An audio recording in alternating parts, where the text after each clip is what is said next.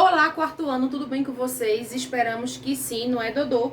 Cenário novo de Natal, já que estamos em dezembro, né? Eu espero que vocês estejam todos bem, que estejam continuando fazendo toda a higienização, não é, Dodô? Então, gente, é muito importante que você sempre continue pra gente mandar esse vírus, ó, pra bem longe, certo? Então agora, vamos lá para as nossas operações e logo depois para o nosso conteúdo. Vamos lá? Bom, meus amores, operações de hoje, página 104. A primeira questão aí, vocês têm 2 quadrados para completar. E no enunciado diz o seguinte: lembre-se, um quadrado é mágico. Quando a soma dos números de cada linha, coluna e diagonal é sempre a mesma. Escreva os números que estão faltando para que os quadrados sejam mágicos. Então, a tia Bárbara vai fazer aí o primeiro. O primeiro tem com esses números aqui: 4, 6, 8 e 3. Se ele diz que para o quadrado ser mágico, ele tem que ter a soma igual, tanto na diagonal, horizontal e na diagonal. Então, aqui, quando a gente soma 6 mais 4 dá 10, mais 8 dá 18. Então, se a soma toda é 18, aqui vai ter que ser 18, aqui vai ter que ser 18 e aqui vai ter que ser 18. E aqui também. Então, vamos lá. Sabemos que 8 mais 3, quanto é? 11. 11 para 18, falta quanto? 7. Já descobrimos.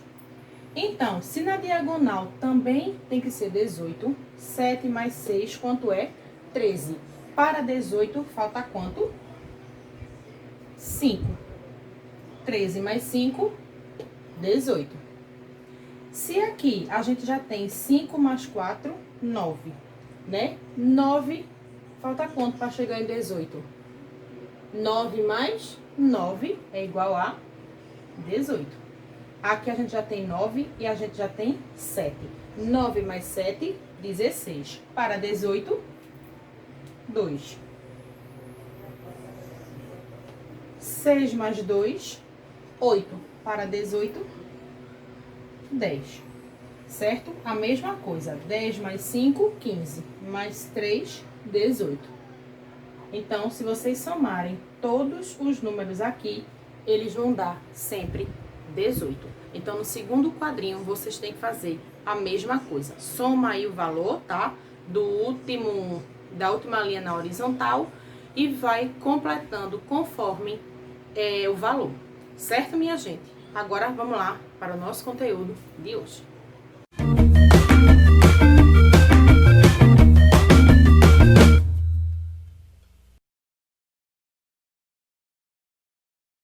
Na nossa aula passada de história, vimos a abolição da escravatura, onde a princesa Isabel assume o trono no lugar de Dom Pedro II, que precisa sair para dar uma viagem, e ela acaba assinando a Lei Áurea, que dá a libertação dos escravos.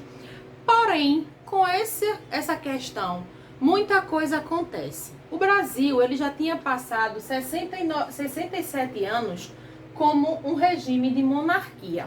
Mas como era, tia Bárbara, esse regime de monarquia? Era o trono de um rei ou de uma rainha que era substituído depois para o seu filho quando esse rei morria.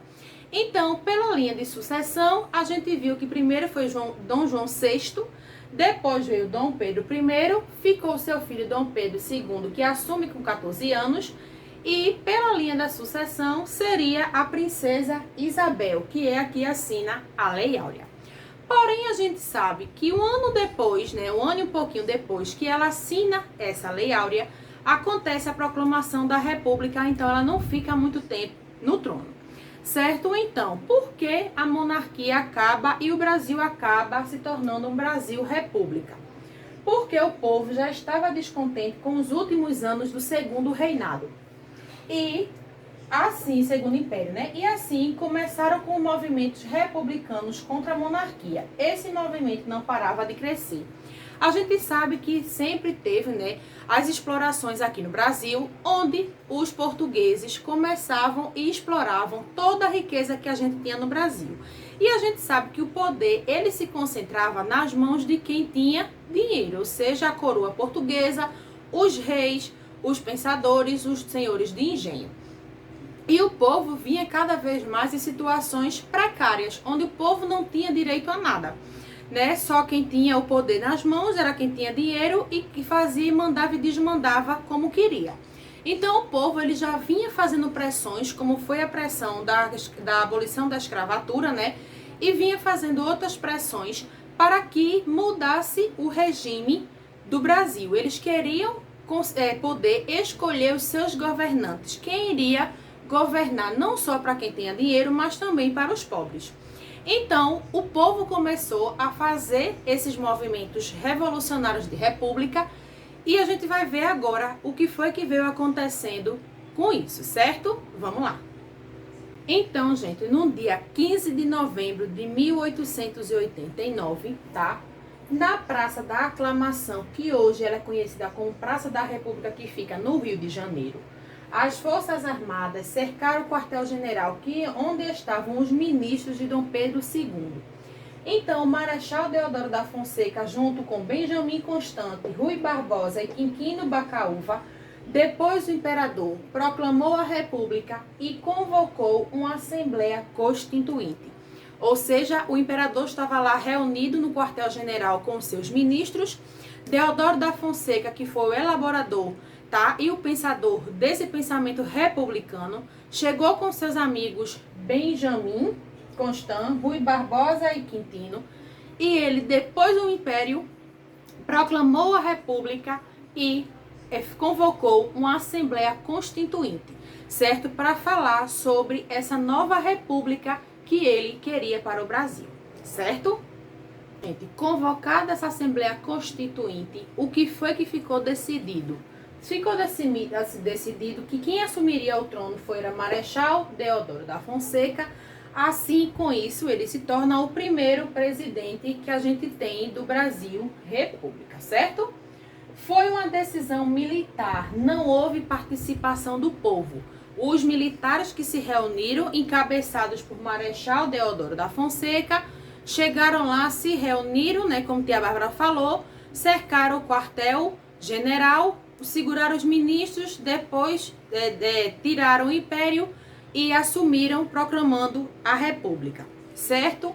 E depois não teve participação nenhuma do povo, foi tudo uma decisão militar, certo? Ele assinou uma medida para expulsar do Brasil toda a família real.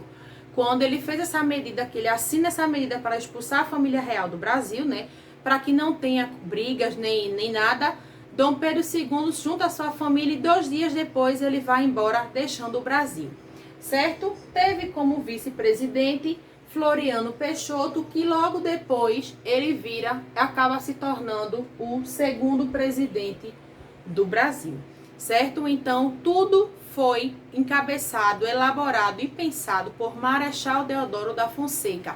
Foi ele que derrubou o Império, proclamou a República, assumiu como primeiro presidente, tá? Expulsou a família real do Brasil, teve como vice Floriano Peixoto e foi tudo uma armação militar. O povo ela não teve participação, mesmo o povo também querendo a mudança e essa queda da monarquia. Certo, meus amores? Além de tudo isso que tia Bárbara já falou para vocês, também foi redigida, tá, uma nova Constituição. Essa nova Constituição é para o Brasil que se instituía a forma de governo, ou seja, a República, né? Que o Brasil sai de império e passa a ser uma república. A Carta Magna é o documento base que norteia todos os princípios de uma nação. E o período da República ele é dividido nas seguintes etapas: República da Espada, República Velha e a Nova República, que a gente vai ver cada uma agora. Vamos lá? Amores, como tia Bárbara falou, a República ela se divide em 3 etapas. A primeira delas é a República da Espada, que vai de 1889 a 1894. É quando quem assume são esses generais como Deodoro da Fonseca e Floriano Peixoto, certo? Na República Velha, ela vai ser dividida em 4 etapas. Primeira etapa é de 1894 a 1930, que é a República do Café com Leite. Por que café com leite? Porque é quando é o auge do café, o auge do leite aqui no Brasil, certo? De 1930 a 1945 é o período Vargas. O período Vargas é por causa de um presidente chamado Getúlio Vargas, que vocês vão estudar mais na frente e que ele governou por esse tempo. De 1945 a 1964 é a República Populista. De 1964 a 1985 foi a ditadura militar, tá? O período mais horrendo da nossa história. Porque devido à ditadura militar, quando se governa dessa forma, geralmente não tem eleições, manifestações são proibidas, certo, gente? Muita gente é exilada do nosso país, ou seja, expulsa, é torturado, morto, tá? E isso é uma parte da história que a gente tenta um pouco esquecer, porque foi muito violenta. Muita gente perdeu a sua vida, muita gente foi torturada, muita coisa no Brasil foi censurada, muitos artistas foram expulsos do nosso país, porque eram tudo comandado por militares, certo? Então, a nova república, ela se dá com o fim da ditadura militar em 1985 e vai até os nossos dias atuais, ou seja, até hoje o governo de Jair Messias Bolsonaro. Certo, meus amores? Então, eu espero que vocês tenham entendido o nosso conteúdo de hoje. Não esqueçam que agora vocês têm aula de inglês com o tio Hernandes e a gente fica por aí que, tá? Nos encontramos na segunda-feira no nosso Google Meet, mas amanhã tem aula aqui no canal. Certo, meus amores? Um grande beijo e até amanhã.